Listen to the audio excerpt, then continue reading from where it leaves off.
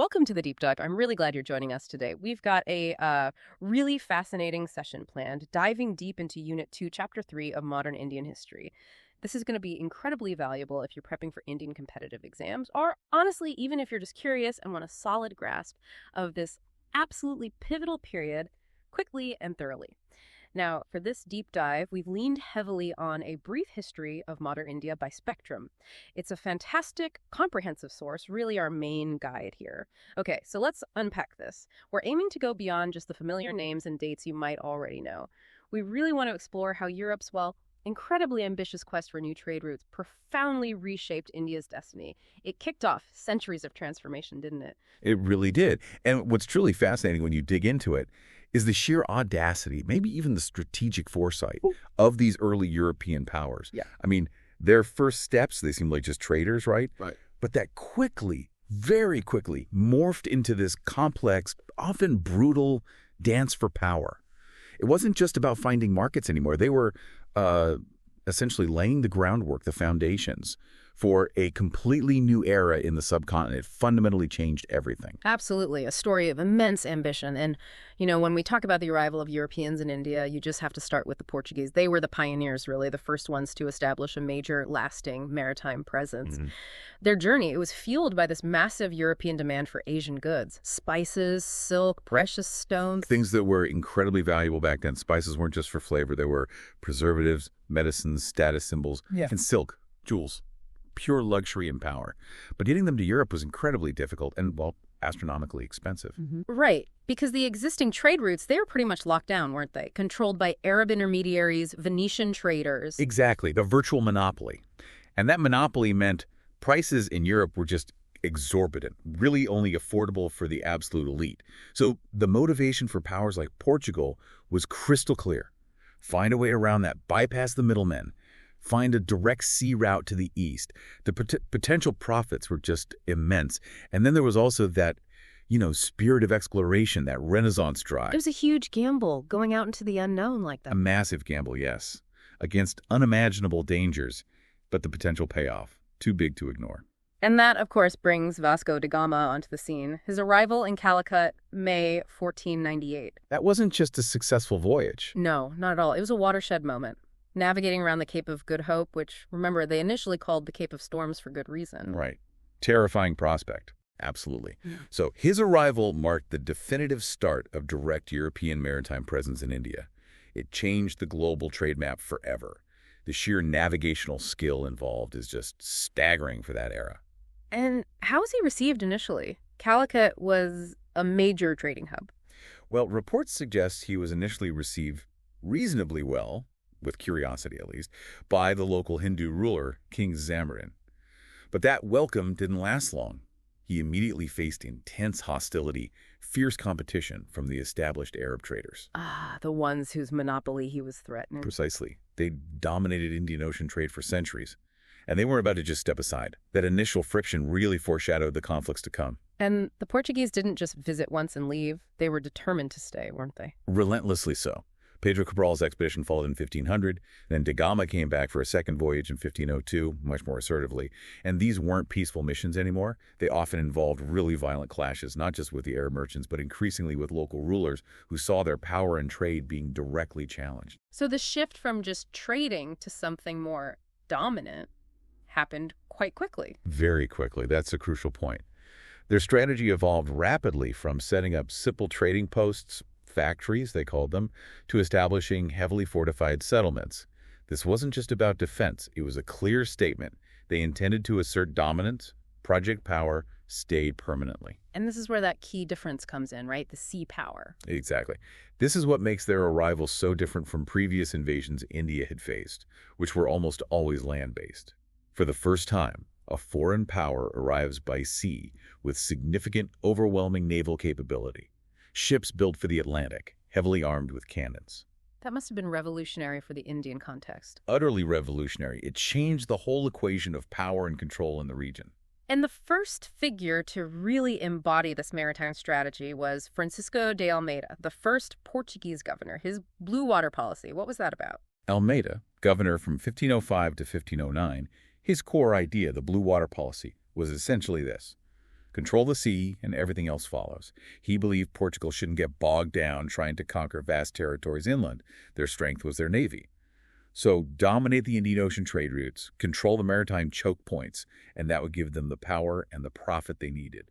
Focus resources where they had the overwhelming advantage. A very sea-centric view, but his successor, Alfonso de Albuquerque, he seems to have had bigger plans, didn't he? He's often called the real founder of Portuguese power. He is, and for good reason. Albuquerque, governor from 1509 to 1515, had a much more territorial vision. He wasn't just about controlling the sea lanes, he wanted key land bases. And his big move, the really crucial one, was capturing Goa in 1510 from the Sultan of Bijapur. And Goa became central. Absolutely central. It became the administrative headquarters, the nerve center for all Portuguese operations in Asia. But Albuquerque went further.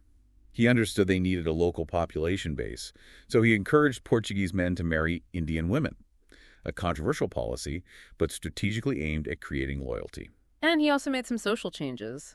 Yes, notably in Goa, he's credited with abolishing sati, a significant social intervention, showing they weren't just interested in trade and territory, but imposing their own values to some extent. So the consolidation really picked up steam under Albuquerque. And then came Nino da Cunha. Nino da Cunha, who took over in 1529, he was another shrewd operator, really cemented their position. A key move was officially shifting the capital from Cochin to Goa in 1530, recognizing its strategic importance. And he was good at playing the local political game, wasn't he? Extremely adept. He masterfully exploited the rivalries between Indian rulers. For example, he dealt with Bahadur Shah of Gujarat, who was fighting the Mughal Emperor Humayun. Da Cunha used that conflict to secure major concessions. In 1534, Portugal got the island of Basan, its dependencies, and crucially, a promise for a base at Diu, a really vital port. So basically, using Indian conflicts to expand Portuguese power. That was the strategy. But these alliances were fragile, often ending violently. Like with Bahadur Shah. Exactly. Relations soured dramatically, and Bahadur Shah was actually killed in 1537 during negotiations with the Portuguese. It really highlighted their aggressive, sometimes ruthless methods. Da Cunha also pushed Portuguese influence into Bengal, settling many Portuguese in Hooghly, which became another key, though sometimes notorious, trading hub. Let's talk about the shape of this Portuguese state in India. It wasn't a contiguous land empire like the Mughals had. Not at all. It was completely different. Think of it as a network, a string of pearls along the coast, strategic forts and trading posts. Goa, Daman, Diu, Sulset, Bassein, Chaul, Bombay, Santhamon, Cochin, Cananore. These weren't meant for deep inland control. They were designed to dominate the sea lanes, control the key ports, and monopolize maritime trade. A maritime empire, fundamentally. And they enforced this control quite forcefully with the Cartazes system. Ah, yes, the Cartazes. These were mandatory passes, licenses that any ship, Indian or otherwise, had to buy from the Portuguese to sail in the Indian Ocean. If you didn't have a Cartaz, your ship could be seized, your cargo confiscated, or worse. It was an incredibly audacious system. Basically declaring themselves the police of the Indian Ocean. Pretty much. Imposing their own rules by force. It gave them a massive advantage over the existing trade networks. And they set up customs houses in their ports, too, levying duties, ensuring they controlled the flow of goods, especially the incredibly lucrative spice trade. That was their economic bedrock. They seemed incredibly powerful initially. How did they eventually fall out of favor, especially with the Mughals? The Mughals were the dominant land power. That's right. Initially, the great Mughal emperors, like Akbar, largely tolerated the Portuguese. Why? Because the Mughals lacked a powerful navy. They didn't see a major threat coming from the sea. But Portuguese actions gradually chipped away at that tolerance. Their notorious piracy became a huge issue. Piracy by an official power. Oh, yes, it was widespread. That, combined with their aggressive religious policies, forced conversions sometimes, really bred resentment. And then there was just a rampant abuse of trading privileges by individual Portuguese subjects. It constantly created friction and undermined Mughal authority. Was there a specific event that marked a real downturn with the Mughals? A very significant one, yes. The loss of Hooghly in Bengal in 1632, Emperor Shah Jahan himself ordered a military campaign to kick them out. The reasons cited were their predatory activities, enslavement, and complete refusal to respect Mughal authority or pay proper duties. So the Mughals finally had enough. Exactly. It was a clear signal. Mughal patience had run out. They weren't going to tolerate the arrogance anymore. So despite this strong start, the Portuguese faced a pretty steep decline eventually. What caused that? It was a combination of factors, really. First and foremost, new, more powerful European rivals arrived on the scene. The Dutch, and especially the English. These newcomers were often better organized, better funded, and just as ruthless. They directly challenged the Portuguese monopoly, particularly on the seas and in the spice markets. And the spice trade itself started slipping from their grasp. Yes, control over that incredibly profitable spice trade, the foundation of their wealth, gradually shifted to the Dutch. That really hurt their bottom line and their ability to project power. Did their focus shift away from India as well? That's another key factor. Portugal discovered Brazil late in the 16th century, and that became a huge new focus for their empire. Resources, attention, manpower, a lot of it started getting diverted to South America. India, or rather their Asian empire, became somewhat secondary, and then there were internal problems. Like what? Their rigid religious intolerance often created enemies. Corruption became rampant within their administration, weakening them from the inside. And Indian powers started pushing back, too. Absolutely. The rise of the Marathas was significant. Samhaji, the Maratha leader, actually invaded Goa in 1683. While they didn't capture it permanently then, it was a stark demonstration of how Portuguese military power in India was waning. They couldn't easily defend their main stronghold against a determined Indian force anymore. Plus, by then, Goa itself wasn't as important commercially as it had been, especially after the Vijayanagar Empire declined. So a confluence of factors, yet despite this decline, their arrival was foundational. What's their ultimate significance? Most historians agree their arrival truly marks the beginning of the European era in India. They were the trailblazers. They ushered in centuries of Western influence, interaction, and ultimately domination. And crucially, they demonstrated the absolute importance of naval power. That lesson about naval power seems key. It was the key lesson. Controlling trade routes, projecting power from the sea, subsequent European powers learned this from the Portuguese and then perfected it. And their ships and organization were also influential. Definitely. Their ships were built differently, stronger, heavier, designed for the Atlantic, carrying significant cannon power integrated into the design. That was new for Indian waters. Even specific features like the castled prow and stern for boarding were novel and later adopted by some Indian shipbuilders. So there was technological transfer. Yes, and organizational, too. They established royal arsenals, systematic dockyards, proper pilotage systems, mapping, a level of state-backed maritime organization that was quite advanced. They were the first to really use coordinated state naval power against merchant shipping in the Indian Ocean. So while maybe the Mughals or Marathas learned some things, the real inheritors of this Portuguese model were the other Europeans. Exactly. The Dutch, and particularly the English, took that blueprint for a maritime commercial empire and ran with it, eventually surpassing the Portuguese completely. They showed the way. Okay, speaking of those who learned the lessons, let's turn to the Dutch. They were next in line, known for their focus on spices, too. What was the Dutch East India Company like? The Dutch arrived with a powerhouse. The United East India Company of the Netherlands, the VOC, Verenigde Oost-Indische Company, formed in 1602. And this wasn't just any company. Its charter, granted by the Dutch Parliament, gave it incredible powers. Powers like? The right to wage war, make treaties with local rulers, build forts, acquire territory. It was practically a state within a state, quasi-sovereign. Wow, a private company with the power of a nation? Pretty much. That gave them immense autonomy and speed compared to more state-controlled ventures. Where did they set up shop in India? Their first factory was at Masulipatam on the east coast in 1605. Then Pulicat became their main headquarters from 1610 until 1690 when they shifted it to Nagapatam. But they had factories all over. Surat on the west coast, Bimlipatam, Karakal, Chinsura in Bengal, Cochin. A really extensive network showing their serious intent. We know spices were their main game globally. But what about India specifically? How did India fit into their strategy? That's a great question. While their ultimate focus was dominating the spice trade in the Malay archipelago, modern Indonesia, India played an absolutely critical role. Indian textiles were the key. They needed Indian cotton goods, things like long cloth, salampurs, fine muslins, printed fabrics, silks, dyes to trade for spices in Indonesia. So Indian cloth was effectively the currency they used to buy the spices. Exactly. These textiles were in high demand, not just in Europe, but all across Asia. So India was essential to their whole spice operation. They also traded in Indian indigo, silk, saltpeter for gunpowder, and opium. So textiles were the linchpin. Now, the Dutch and English were fierce rivals. Was there a particular flashpoint that really defined their relationship in the East? There was the infamous Amboina massacre in 1623. This happened in Indonesia, not India, on the island of Amboina.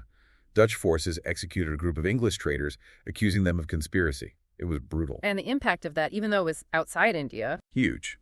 It created deep bitterness and mistrust.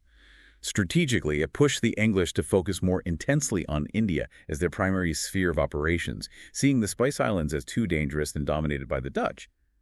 Conversely, the Dutch doubled down on controlling the Malay archipelago, so that incident led to a kind of strategic divergence. That makes sense. So, given their strong start and focus, how did the Dutch eventually lose ground in India? Ultimately, they lost out to the English. The Anglo-Dutch rivalry played out globally, and the English generally came out on top, both militarily and economically in the long run. The decisive blow in India was the Battle of Badara in 1759. The English forces soundly defeated the Dutch there, effectively ending their challenge on the subcontinent. Was it just military defeat, or did their priorities also shift? That's crucial, too. The Dutch themselves had already started shifting their main focus and resources away from India and towards the Spice Islands in Indonesia, which they saw as far more profitable. So it was a combination of military losses to the English and a conscious strategic decision to prioritize the Malay archipelago over India. They essentially chose cloves over cotton, you could say. Which left the field increasingly open for the English. Okay, let's talk about the English then. The ones who eventually won the whole game. Their story also starts with a charter, right? That's right, the English East India Company, formed by a group of London merchants in 1599. And then on December 31st, 1600, a very symbolic date, Queen Elizabeth I granted them a royal charter, exclusive trading rights with the East for 15 years.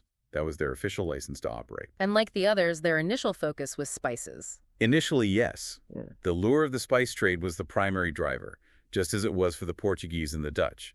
Those profits were just too tempting to ignore. But they started establishing footholds quite quickly. Where did they set up first? Their first factory was at Surat, on the west coast, in 1608.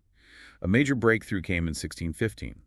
Sir Thomas Roe, an envoy from King James I, managed to secure significant trading concessions directly from the Mughal Emperor Jahangir. That sounds important. What did that allow them to do? It granted the English permission to set up factories in various parts of the vast Mughal Empire. That was huge. It gave them official sanction and access across a huge territory. Then they got another big advantage in the south, the Golden Farman. Yes, the Golden Farman from the Sultan of Golconda in 1632. This was an incredible deal. It allowed them to trade freely in all Golconda ports for a tiny annual payment, just 500 pagodas. 500 pagodas? That sounds ridiculously low. It was an amazing financial coup for the company. Then in 1639, Francis Day got permission to build a fortified factory in Madras. That became Fort St. George, and it eventually replaced Masulipatam as their main headquarters in the south, a secure strategic base. So strong bases in the west and south, and then they turned their eyes east towards Bengal. Exactly. Bengal was the big prize. Incredibly wealthy, fertile, commercially advanced province of the Mughal Empire. Included present-day Bangladesh, Bihar, Odisha. Huge potential. They set up factories in Odisha first, at Hariharpur and Balasore around 1633. But Bengal proper was the target. And they got another incredibly favorable deal there, too. Astonishingly so. In 1651, the governor Shah Shuja allowed them to trade throughout Bengal for a fixed annual payment of just Rs 3,000.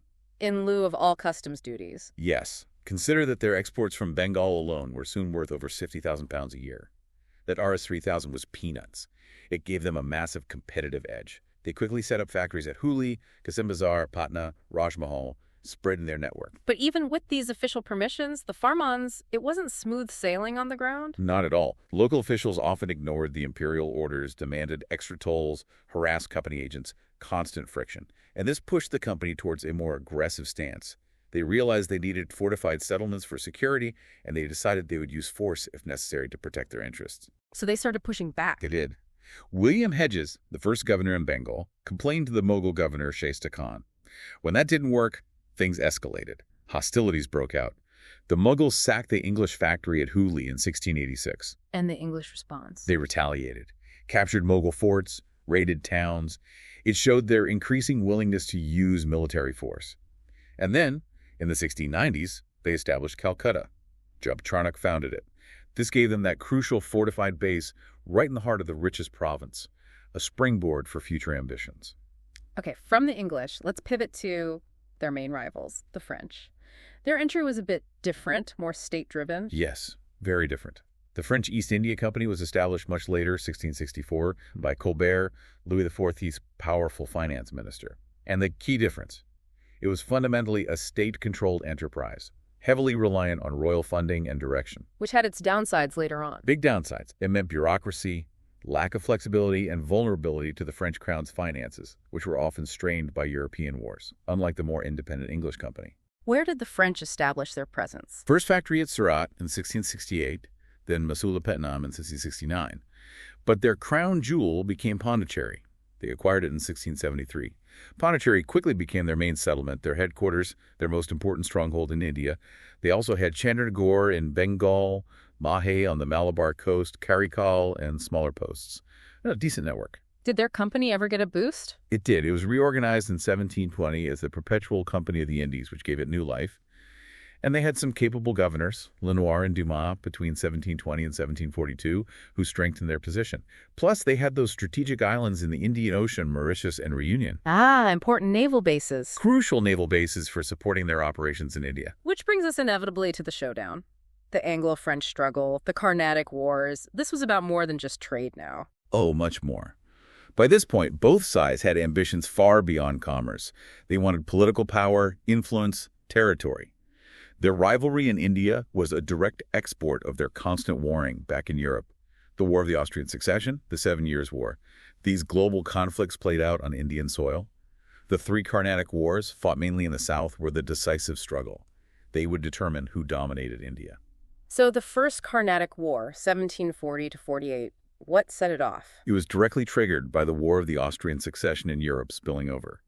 In India, the French, led by the brilliant and ambitious governor Joseph-François Dupleix, actually seized Madras from the English initially. But the really significant event was a battle. Yes, the Battle of Saint-Thome in 1746. This was pivotal. A small, disciplined French force under Captain Paradis absolutely routed a much, much larger Indian army belonging to the Nawab of Carnatic, Anwar ud-Din. And why was that battle such an eye-opener, as it's often called? Because it demonstrated, starkly and brutally, that a small, well-trained, well-led European force with modern tactics and discipline could defeat a vastly larger, traditionally organized Indian army. It shattered illusions about numerical strength. It showed the superiority of European military methods at the time. And it highlighted the importance of naval support. It fundamentally changed the power dynamic. How did that first war end? It ended in 1748 with the Treaty of Aix-la-Chapelle, which also ended the war in Europe. Basically, a return to the status quo ante bellum in India. Madras went back to the English, the French got their North American territories back, but the lessons learned remained. So, a temporary pause. The Second Carnatic War, 1749 to 54, had Indian roots, though, not European. Correct. This time it was sparked by succession disputes within Indian states Hyderabad and the Carnatic. Who would be the next Nawab or Nizam? Both the French and the English jumped in, backing rival claimants, hoping to install puppets and gain massive influence. Dupleix, for the French, was particularly active here. He backed Muzaffar Jang in Hyderabad and Chanda Sahib in Carnatic. And Dupleix was really pioneering a new kind of interference here. He absolutely was. He's seen as the first European to systematically meddle in the internal politics of Indian rulers, aiming for indirect control. Kingmaking, essentially. And he came up with the subsidiary alliance idea. He's credited with originating it, yes. His candidates initially won, giving him huge influence. He placed French troops in Hyderabad, supposedly for the Nizam's protection, but paid for by the Nizam. This made the ruler dependent, drained his treasury, and gave the French military control, a model the British would later perfect. But then Robert Clive enters the picture for the English. What did he do? Clive, then just a company agent, pulled off a masterstroke. With the English candidate besieged in Trichinopoly, Clive launched a surprise raid on Arcot, the Carnatic capital, in 1751, with only about 200 men. Audacious. Did it work? Brilliantly, he captured Arcot. This forced Chanda Sahib to divert troops from Trichinopoly to try and recapture his capital. Clive then held Arcot against a 53-day siege. His defense, with some Indian allies, completely turned the tide. The French and Chanda Sahib eventually had to surrender. Chanda Sahib was killed, a huge blow to Dupleix. And despite Dupleix's brilliance, he was recalled after this. Why? Yes, recalled in 1754. It's seen as a massive blunder by the French government. Why? A mix of things. The recent French defeats, the huge cost of Duplessis' political schemes which worried the directors in Paris, and possibly some diplomatic trade-offs with Britain elsewhere in the world.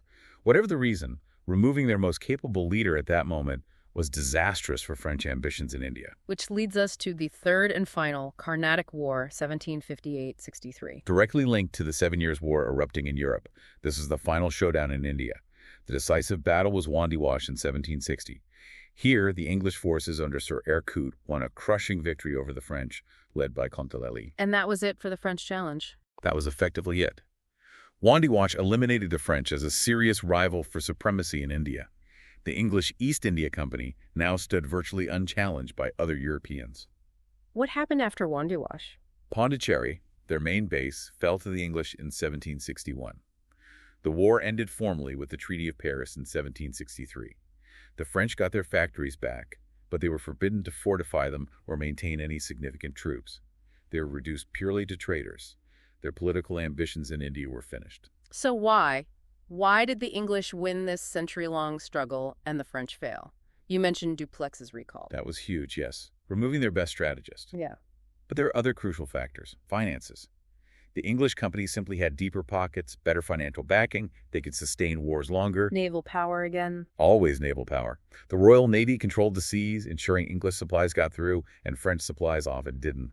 They could blockade French ports, move troops easily, a massive advantage. What about their bases? The English had better, more secure bases, Calcutta, Bombay, Madras. Strategically placed, well defended. And the nature of the companies themselves. Crucial difference.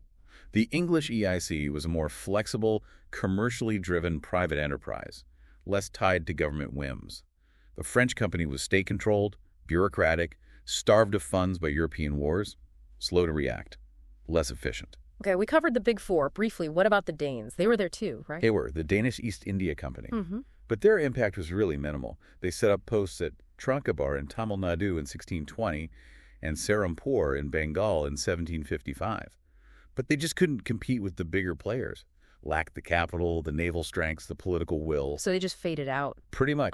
They eventually sold all their Indian settlements to the British in 1845 and quietly bowed out. A footnote, really. Right. So let's synthesize this. Why did the English succeed against all the others? Portuguese, Dutch, French, Danes. It seems like a potent combination of factors. It really was.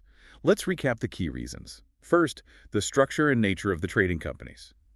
As we said, the English joint stock company model gave them flexibility, speed, and access to private capital that the state-controlled French company just didn't have. More agile, better funded. Exactly.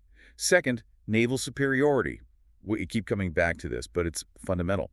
Control of the sea lanes meant control of supply, reinforcement, and the ability to project power where needed. England ruled the waves, relatively speaking. Third, the Industrial Revolution starting back home. Yes, even its early stages gave Britain an economic edge. It generated wealth for investment, created demand for raw materials from India, and provided markets for finished goods. It fueled the imperial engine. Fourth, military skill and discipline. Their armies were generally better trained, better disciplined, better led, and made effective use of technology like artillery. Leaders like Clive and Coote made a difference. That tactical edge, shown at places like St. Thome and Wandiwash, was often decisive. Fifth, a more stable government back in Britain. Yes.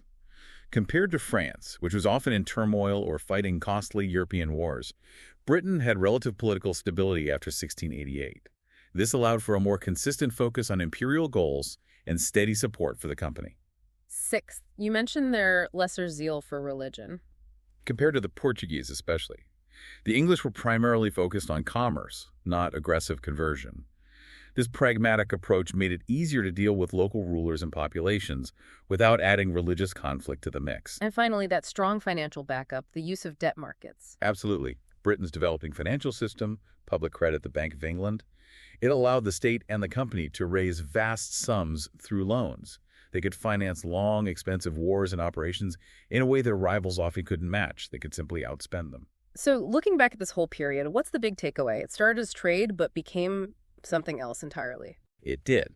That initial trickle of traders became a flood, and the English methodically outmaneuvered everyone else through better organization, sea power, financial strength, and a ruthless focus on profit and power. And the consequences for India were obviously immense. Profound. This whole saga, the trade, the alliances, the wars, didn't just determine which European power came out on top. It fundamentally altered India's political and economic landscape forever.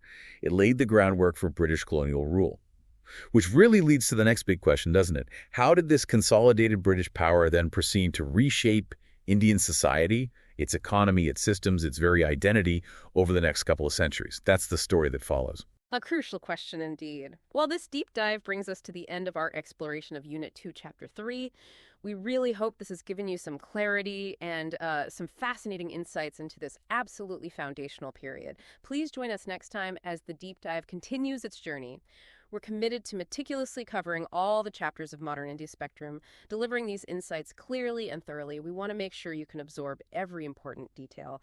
Thanks so much for joining us today.